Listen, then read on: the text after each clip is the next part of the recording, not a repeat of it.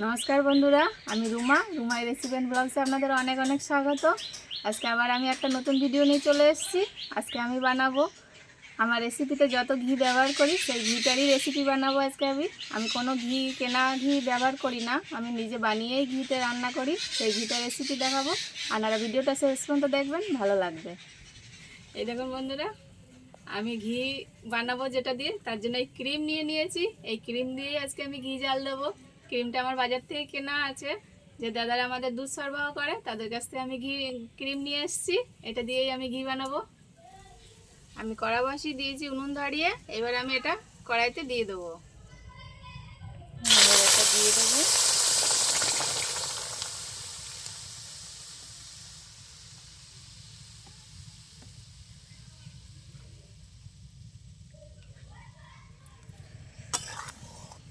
এটা একটু মাঝে মাঝে নাড়তে হবে, আর জালটা আস্তে দিতে হবে, কিন্তু দুধের জিনিস তো উদলি পড়ে যাবে অনেক সময়, তাই জালটা আস্তে রেখে মাঝে মাঝে নাড়তে হবে।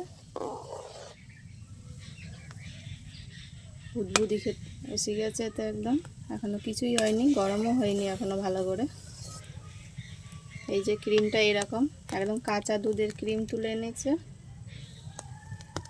এই যে ক্রিমটা একদম ঘন, এটাকেই জাল দিয়ে আমি ঘি বানাবো। এখানে আমার 4 কিলো ক্রিম আছে।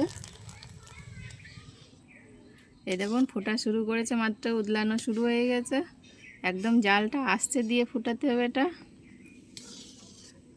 অনবরত নেড়ে যেতে হবে যাতে উদলিয়ে না যায়।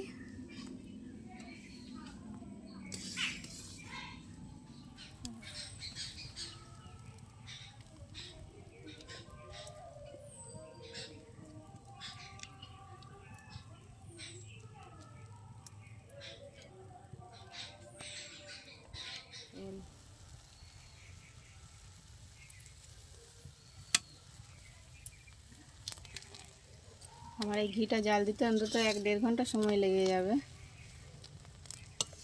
অলরেডি আধ ঘন্টা হয়ে গেছে, এখনও ঘির কিছু আসেনি, দেখা যাচ্ছে না, মনে হচ্ছে দুধ, কিন্তু এটা দুধ না, পুরোটাই ঘন ক্রিম।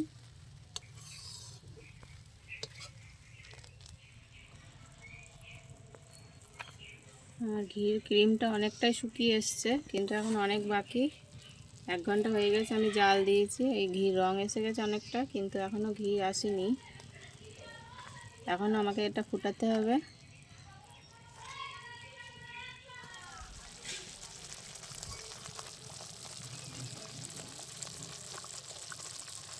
অনেকটা যা শুকিয়ে এসছে ক্রিমটা, এবার অনেকটাই ঘির দিকে এগিয়ে এসছে। প্রায় আমার 1.5 ঘন্টা ধরে ফুটিয়েছি এটা। এই দেখুন খাংড়ি বেরিয়ে গেছে।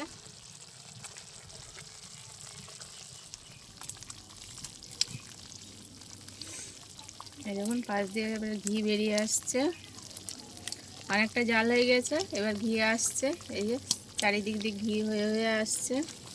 এখনও জাল দিতে হবে, এটা পুরোটা কালো হয়ে যাবে, তারপরে ঘিটা পুরো দেখা যাবে।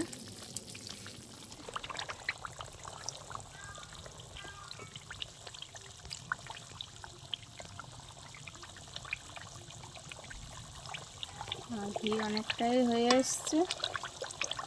এই দেখুন পুরোটা ঘি ছেড়ে দিয়েছে গা।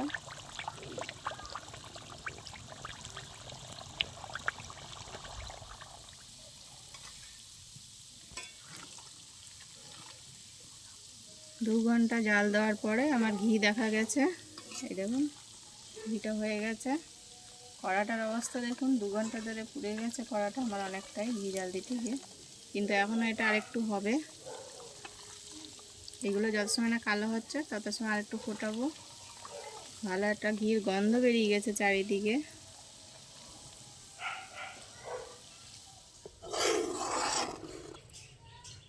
আমার ঘিটা পুরোপুরি জাল হয়ে গেছে,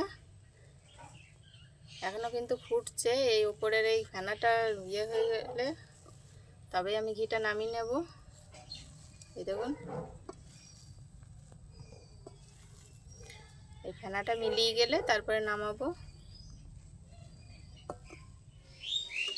আমার ঘিটা রেডি হয়ে গেছে, আমি নামিয়ে ঠান্ডা হতে দিয়েছিলাম। এবার আমি এই 3টে কৌটো নিয়েছি, এতে এবার আমি ছেঁকে নেব। আমার ঘিটা একদম ভালো জাল হয়ে গেছে। এই দেখুন কতটা ঘি হয়েছে, পুরো 1 কড়া ক্রিম নিয়েছিলাম আর সেখান থেকে ঘি হয়ে এতটুকু এসছে। ঘিটার ভালো একটা গন্ধ বেরিয়েছে, কালারও এসছে ভালো। এবার আমি ছেঁকে দেখিয়ে দেবো আপনাদের কি সুন্দর দেখাচ্ছে।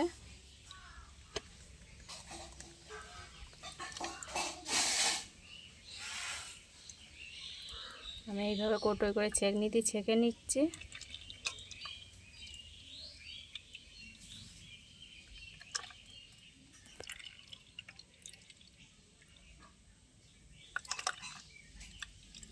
আমার ঘিটা ঠান্ডা হয়ে যাওয়ার পরে আমি ছেঁকে কৌটোয় ভরে নিয়েছি। এই দেখুন আমি এরকম কৌটোয় ভরেছি, আমার 3 কৌটো ঘি হয়েছে। কালারও ভালো এসছে আর গন্ধও বেরিয়েছে। আমি ঘি এইভাবেই বানাই, আপনারাও চাইলে এরমভাবে বানাতে পারেন। ভিডিওটা শেষ পর্যন্ত দেখার জন্য অনেক অনেক ধন্যবাদ। যারা ইউটিউব থেকে দেখছেন তারা চ্যানেলটা লাইক কমেন্ট শেয়ার করে সাবস্ক্রাইব করে রাখবেন। পাশের বেল আইকনটা অবশ্যই প্রেস করে রাখবেন সবার আগে নোটিফিকেশান পাওয়ার জন্য। ফেসবুক থেকে দেখলে এরকম নতুন নতুন ভিডিও পাওয়ার জন্য লাইক করে ফলো করে রাখবেন। দেখা হচ্ছে পরের ভিডিওতে। তত সময় আপনারা ভালো থাকবেন, সুস্থ থাকবেন। টাটা।